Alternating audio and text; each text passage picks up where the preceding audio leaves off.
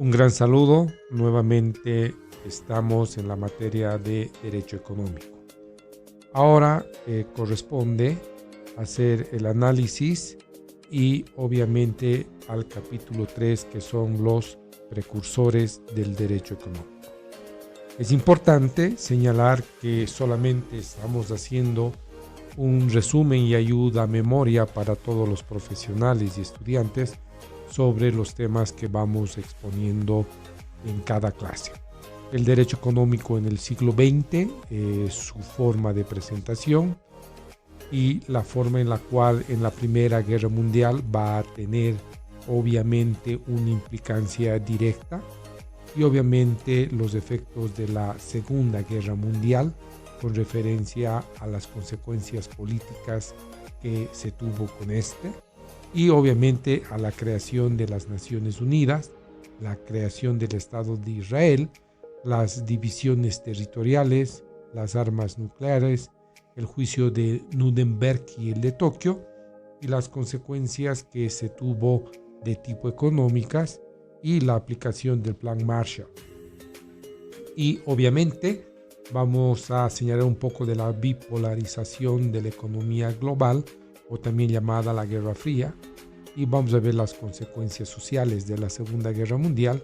y el Holocausto, que obviamente van a ser las bases fundamentales de los acontecimientos mundiales que van a dar origen al derecho económico, y finalizamos con los precursores que vendrían a ser Lorenzo Monza y Henderman.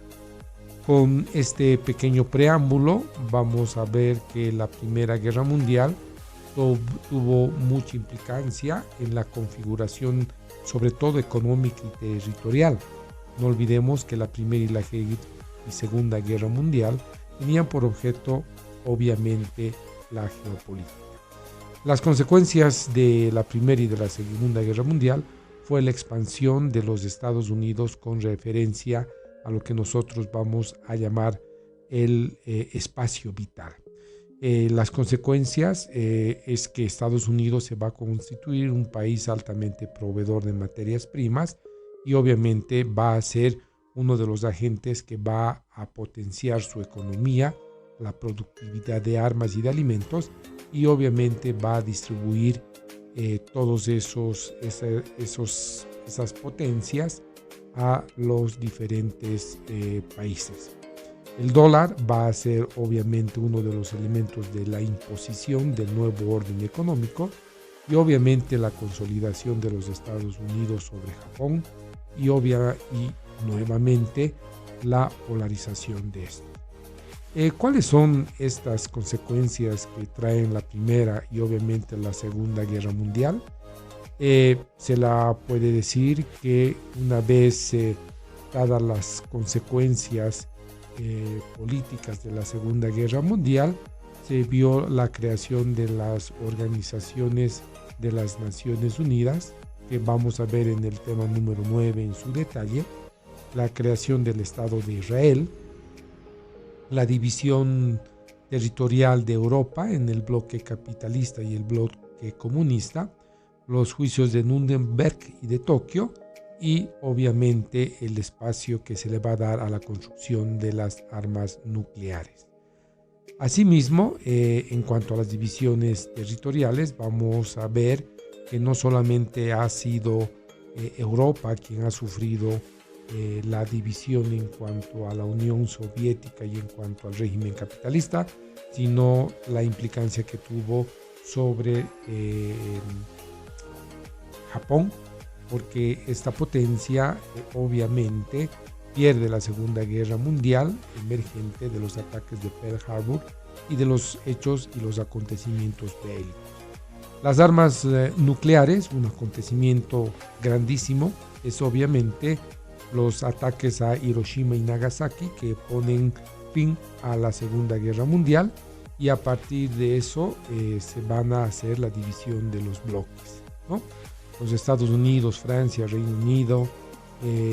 entonces van a constituir, y otros países aliados van a constituir el bloque obviamente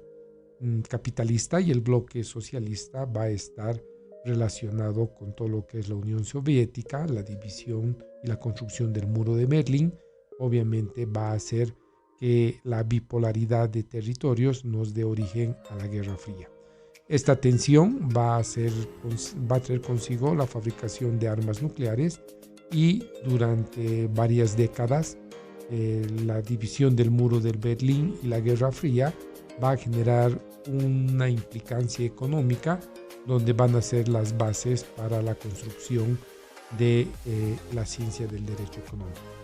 Los juicios de Nuremberg y de Tokio y las jerarquías de las alemanas nazis y las italianas fascistas de Mussolini y el imperio japonés se van a ver involucrados en los procesos para establecer las responsabilidades emergentes del proceso de la Segunda Guerra Mundial. El 20 de noviembre de 1945 y el 1 de octubre de 1946 se llevaron a cabo en la ciudad de Alemania, de Nuremberg, una serie y un conjunto de juicios que acabaron condenando a la horca a más de decenas militares alemanes y otros tantos a cadena perpetua. También tuvo lugar el juicio con 16 jueces y abogados que ampararon todas las acciones preparadas por los gobiernos de los nazis. El juicio de Nuremberg dio obviamente las sanciones dentro de lo que se establecía las responsabilidades. Desde 1946, Japón se transformó en una monarquía constitucional, dejando su reinado como mero símbolo. Las consecuencias económicas, sin lugar a dudas, para la creación del derecho económico fue y es la aplicación del Plan Marshall y la bipolarización de las economías. La aplicación del Plan Marshall, así denominado oficialmente por European Recovery Program, pero comúnmente se la denomina como Plan Marshall, que es la ayuda de $12,000 millones al occidente de Europa, que había quedado gran parte destruido emergente de la Segunda Guerra Mundial. Los estadounidenses estaban temerosos ante las amenazas comunistas y la instalación de las repúblicas socialistas, y obviamente este préstamo del Plan Marshall dio origen al resurgimiento y la infraestructura y construcción condicionada que posteriormente fue galardonado el nombre de George Marshall, quien fue utilizado su nombre para este tema. Ya habíamos hablado sobre la bipolaridad, la construcción masiva de armamentos de la industria, consolidó obviamente a Estados Unidos por una parte y por otra a la Unión de Repúblicas Socialistas Soviéticas, donde hicieron un crecimiento significativo en lo que es no solamente la industria automotriz, sino la construcción de fábricas, y obviamente el bloque soviético competía con el bloque capitalista. Las consecuencias sociales de las consecuencias de esta Segunda Guerra Mundial, sobre todo, es el Holocausto, el desplazamiento y adaptación de la población y la destrucción que se tuvo de toda la infraestructura porque los hechos bélicos se produjo en Europa. Ya en el texto se hace un detalle más específico sobre los significados de lo que trajo el Holocausto y obviamente el desplazamiento y la adaptación de la población y la destrucción de la infraestructura. Entonces, nosotros, ya después de haber recapitulado estos aspectos económicos, políticos y sociales que van a configurar un nuevo orden económico, vamos a hablar quiénes son los precursores del derecho económico. La literatura, tanto española, mexicana como la argentina, que acompaña a las diferentes citas, tenemos que Lorenzo Monza, de origen italiano, señala que surge el derecho económico a partir de un capitalismo naciente y es un producto social. donde aparece con toda su potencia en la organización económica de las guerras y de las necesidades de la economía. Para Lorenzo Monza, el derecho económico lo va a situar como el derecho de la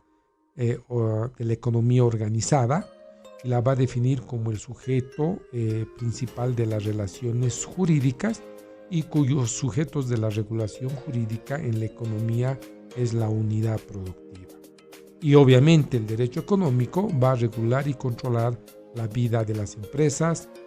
sus uniones y conglomeraciones dirigidas a alcanzar el dominio del mercado. Para Lorenzo Monza,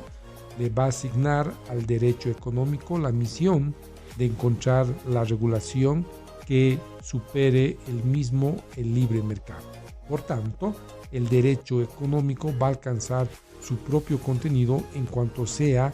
un eficaz regulador de una economía antiliberal y organizada. Solamente para recapitular algo de la biografía, Lorenzo Monza nace en Sarari el 29 de agosto de 1886 y después de estudiar en la escuela en su ciudad natal, se graduó en Génova en 1907. Lorenzo Monza fue profesor de la Universidad de Pisa en Italia y fue el principal precursor del derecho de la economía, que también lo denominó inicialmente el derecho de la economía, a lo que nosotros llamamos derecho económico. Se podrá decir mucho sobre Lorenzo Monza, pero para nosotros es importante ver ya la parte final, que es Henderman. Henderman, nombre Justin Wilhelm Henderman, de nacionalidad alemana, jurista y profesor universitario, nacido en 1878 y fallecido en 1963, y fundó el Instituto de Derecho de la Empresa en Jena, y es a partir de eso que Just Wilhelm Henderman da las doctrinas e inicia su análisis de la creación de esta ciencia en las dos guerras de lo que habíamos dicho. Henderman establece que el derecho de la economía tiene una implicancia política con la cual propone una nueva conceptualización del orden mundial, y el derecho económico es una manera de enfocar los problemas jurídicos de la época. Por su parte, Henderman sostiene que el ordenamiento jurídico fundado sobre consideraciones y motivaciones de naturaleza económica actual. Es necesario señalar que la investigación y el análisis jurídico prestan atención absorbente a los aspectos formales de las normas y dejan al margen los factores materiales. Sin lugar a duda, Justin Henderman y su doctrina da inicio a lo que en el sistema alemán se va a llamar el derecho económico, y obviamente va a dar las conceptualizaciones. Ya concluyendo, hay otras escuelas como la de Hakemin Alex Guy, con referencia a su publicación realizada en Francia sobre qué es el derecho económico, publicado en 1974, que también son sujetos de análisis y obviamente de estudio con referencia a la visión del derecho económico en Francia. Y luego debemos transitar por todas las bases fundamentales que van a dar origen al derecho económico, como el conjunto de normas jurídicas que permiten al Estado actuar directamente sobre la economía. Es un derecho intervencionista que va a regular la producción, la distribución y el consumo de bienes y servicios, y las va a incluir dentro del derecho público. Y así hay la escuela belga, que es promulgada por Van Hunter, quien afirma que el derecho económico es el conjunto de reglas que limitan la libertad de comercio y de la industria, así como la autonomía de la voluntad para poder así promover la política económica del país. La República Federal Alemana obviamente hace sus contribuciones y se establece y se abre la discusión si el derecho económico pertenece directamente a un bloque socialista o el derecho económico pertenece a un bloque capitalista. En el texto vamos a dar las posiciones en cuanto a los contenidos de lo que va a ser el derecho económico internacional en el tema 9, y en el transcurso de los temas vamos a esclarecer todas estas posiciones de la escuela italiana, la escuela alemana, la escuela belga y la escuela francesa, que han hecho sus aportes y han llegado a configurar el objeto de estudio del derecho económico. Como verán, este tercer tema es muy sencillo y obviamente vamos a estar programando el cuarto tema con el objeto de que ustedes puedan tener un resumen de lo que se avanza en clases. Tengan ustedes un gran saludo y estaremos nuevamente con el tema número 4.